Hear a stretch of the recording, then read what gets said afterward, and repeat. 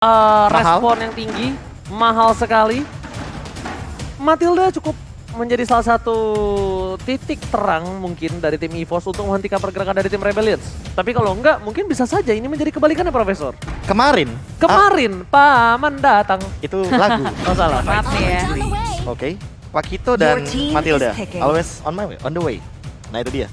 Matilda yang Pasti. sebenarnya sudah diamankan terlebih dahulu karena balik lagi dengan Cistrat yang sudah kita sering lihat ya. Matilda di tangan EVOS Legends ini kerap kali ingin menangin rotasi dan bahkan poking early damage-nya. Benar, strategi keju yang kita tahu ya dari para Cistrat. Iya benar sih, strategi keju. Bukan keju juga sih. Kalau Cistrat itu adalah strat atau strategi yang sering untuk diperlihatkan. Cis. Kalau pocket strat itu adalah yang ada di kantong. Nah, Bude nggak ngerti bahasa Cis. Inggris, capek.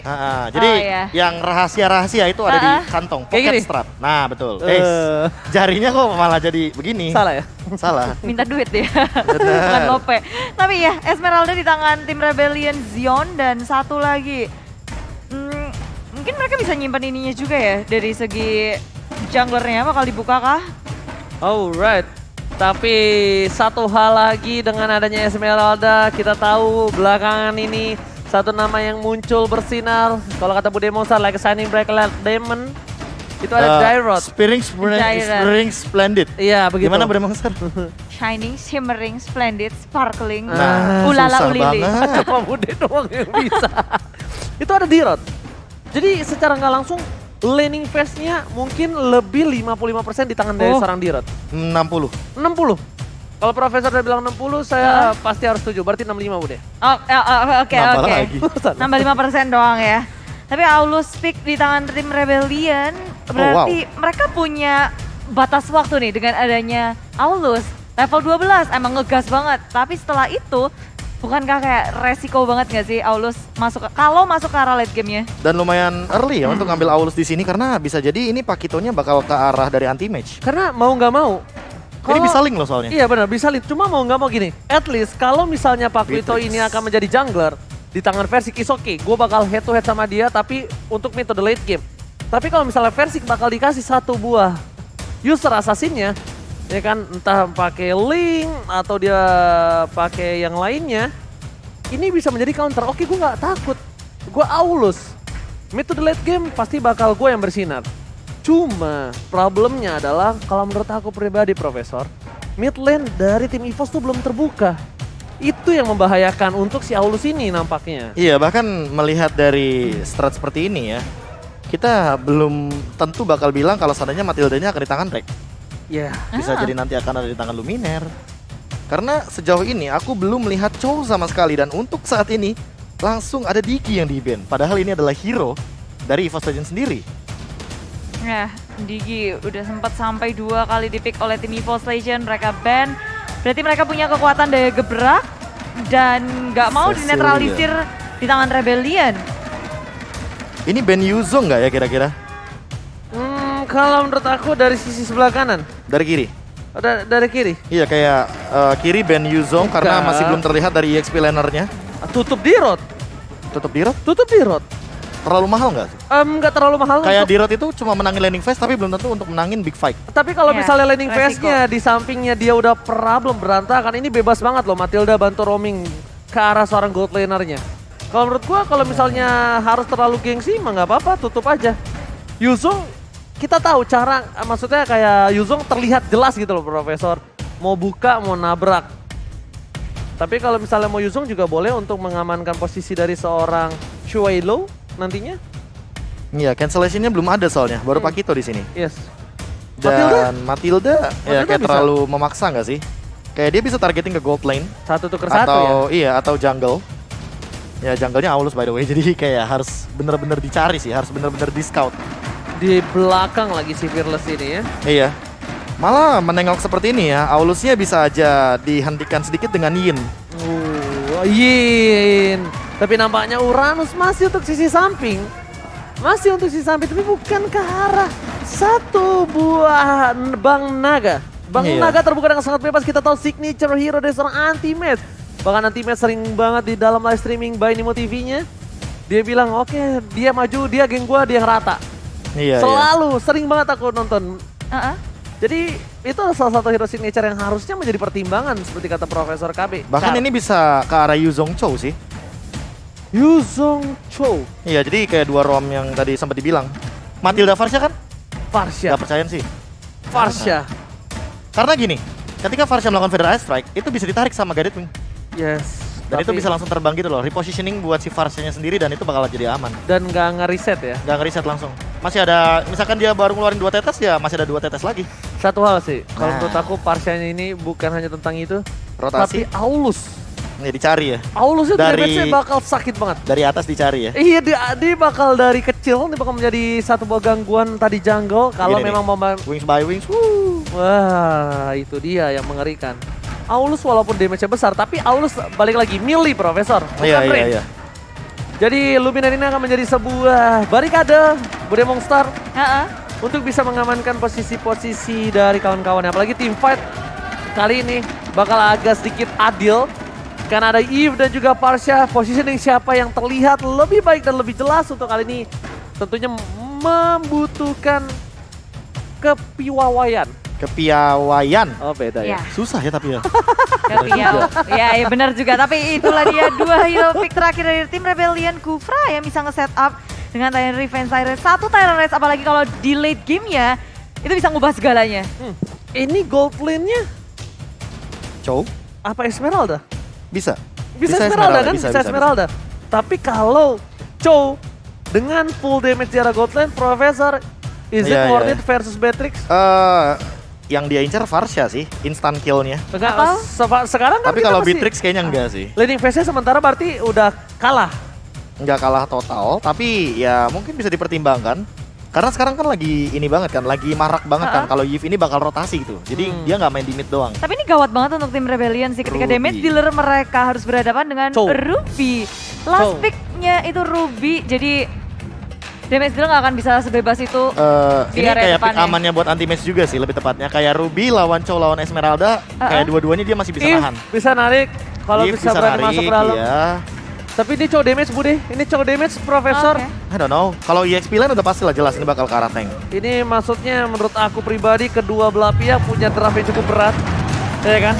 Ini benar-benar draft yang Lebih ke tugasnya aja sih. iya benar. Pembagian tugas individualnya kayak mungkin nggak boleh ada mistake sama sekali karena ya balik lagi dari head to head match up-nya. Nah, dia Dairon yang akan bertemu di sini dengan anti match. Yes. Malah menurut aku seperti yang udah kita sering bahas, Ruby ketemu Esmeralda. Oh, Ruby ini kayak gampang banget untuk mengendalikan bagaimana EXP lane-nya nanti. Wow, apalagi kalau Ruby udah memiliki satu buah anti life steal. Tapi langsung saja kita menuju ke lane of dawn. EPL Arena, mana tepuk tangannya?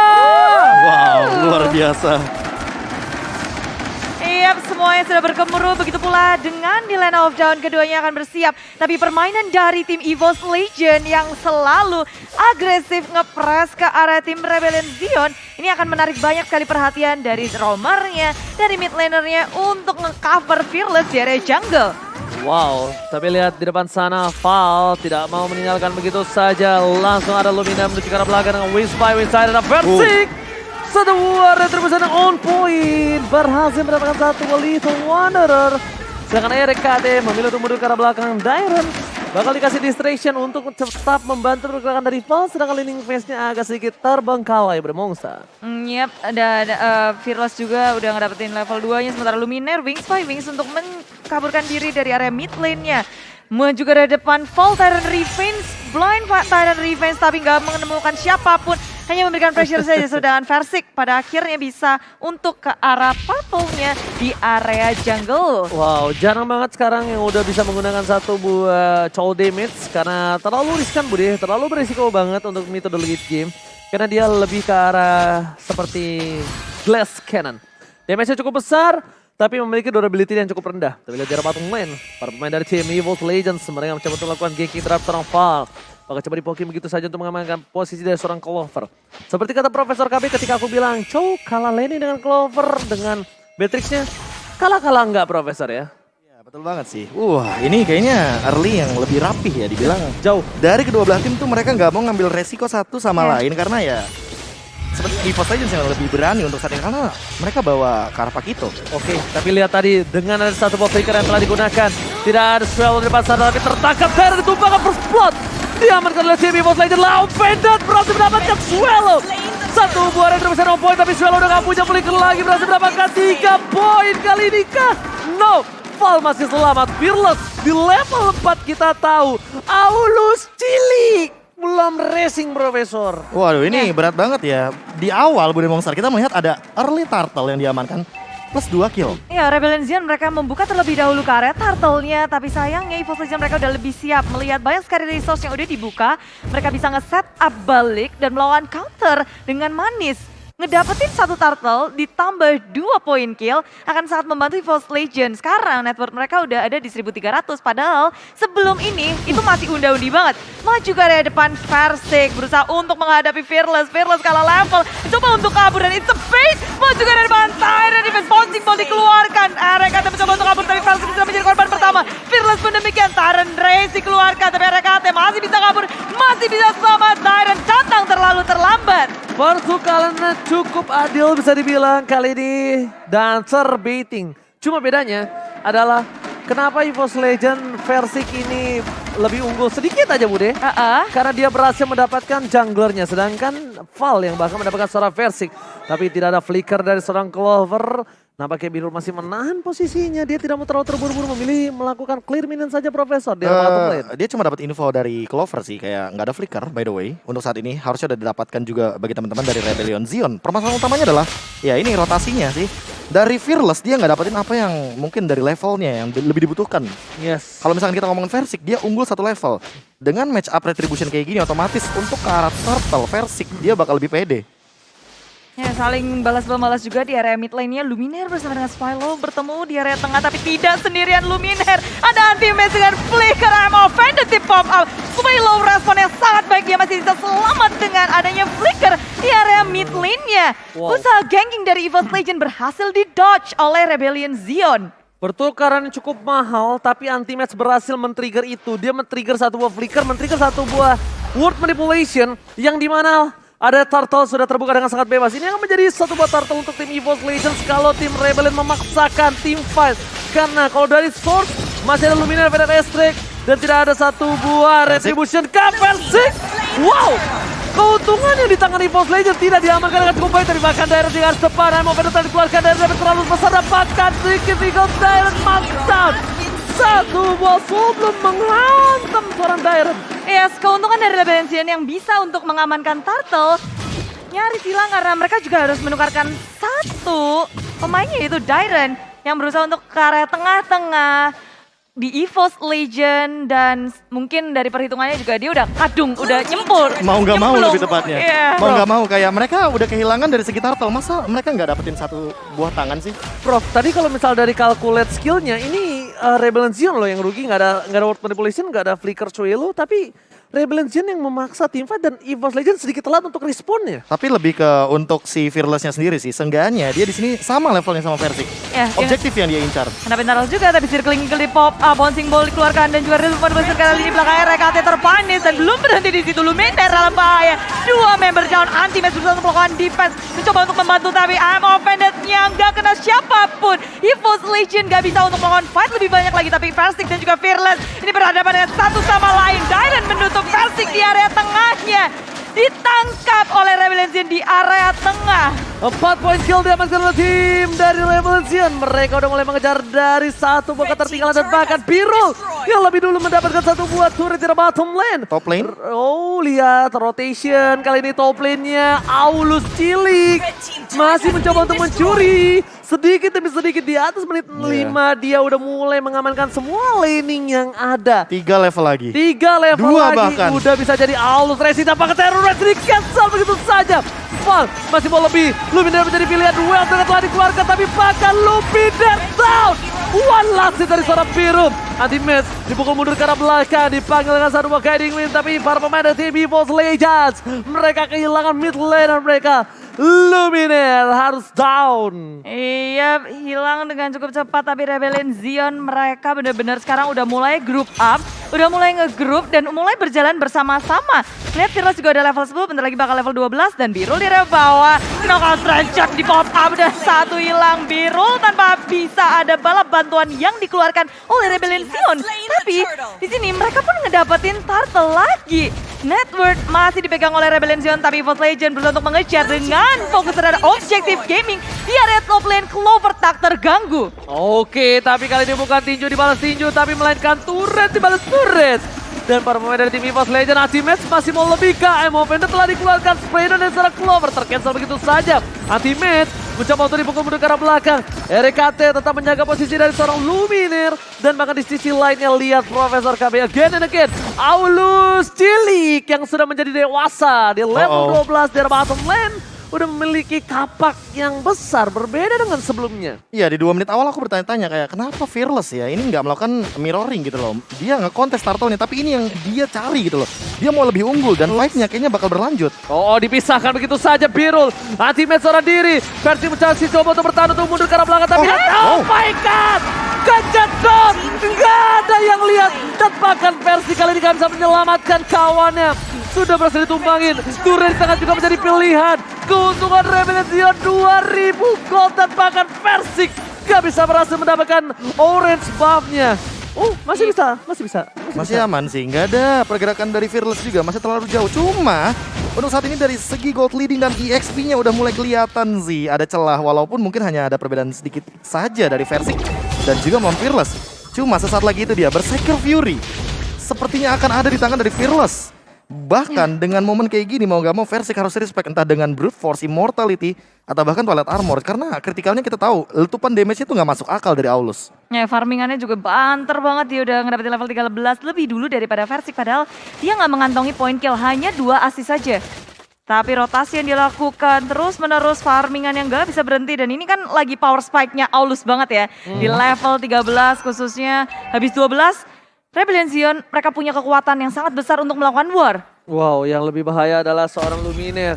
Ini kalau kita lihat dari item biru sih bisa bener-bener glass cannon sih, bro. Aku udah mulai ngerti sih kenapa Rebellion Zion tadi ngambil ke arah Chow ya. Untuk mirror sekarang, lihat dipanjangin lane-nya di atas. Karena ada 2 kan untuk sekarang, bisa 3 bahkan. Ada Esmeralda, ada Aulus, ada Chow. Oke, lihat kiting yang dilakukan seperti kata Bude Mongsar. Tarik ulur tapi Versik mencoba untuk mendapatkan 1 buah poin, tapi damage diberikan. Versi masih bisa bertahan lawan Laser. Langsung ada volley monster dan bukan, oh my god, 2 hilang. Dan Packer menjadi orang ketiga, double kill. Udah bukan Aulus Cilik, ini udah menjadi Aulus Racing, Profesor dan Bude Monster. Rebellion Zion, mereka bisa nge-setup warnya dengan sangat manis, memancing posisi EVOS Legend untuk berada di genggaman mereka. Tyrant Race mengenai 3 di area belakang. Swelo bisa flick out kabur dari pengejaran Versik. Dan itu ngebuat semua setup dari EVOS Legend bisa di counter inisiasi dengan baik oleh Rebellion. Tahu nggak kenapa mereka langsung membuka setup team fight? Karena mereka udah ngeliat Birul di atas, mau nggak mau harus culik 1. Dan sementara permasalahan utamanya adalah Swallow-nya masih punya flicker dan dia tidak tumbang. Itu poin pentingnya. Nggak bisa di burst dan maksudnya jadi udah kadung semua kayak dari EVOS Legend tadi. Dan apa itu sekarang kadung? udah terlanjur. Terlanjur. Udah terlanjur. Oh, udah kecebur. Oh iya. Jadi Udah kentang kepala tanggung mau nggak saya. mau harus ditabrak gitu ya Bude. Iya, Wis kentang. lah. Oh my Oke. god, tapi RKT tidak boleh ter-back down. Selo menjadi pilihan RKT sendiri. Tadi menemani, tak bakal ditumpangi begitu saja. One last hit.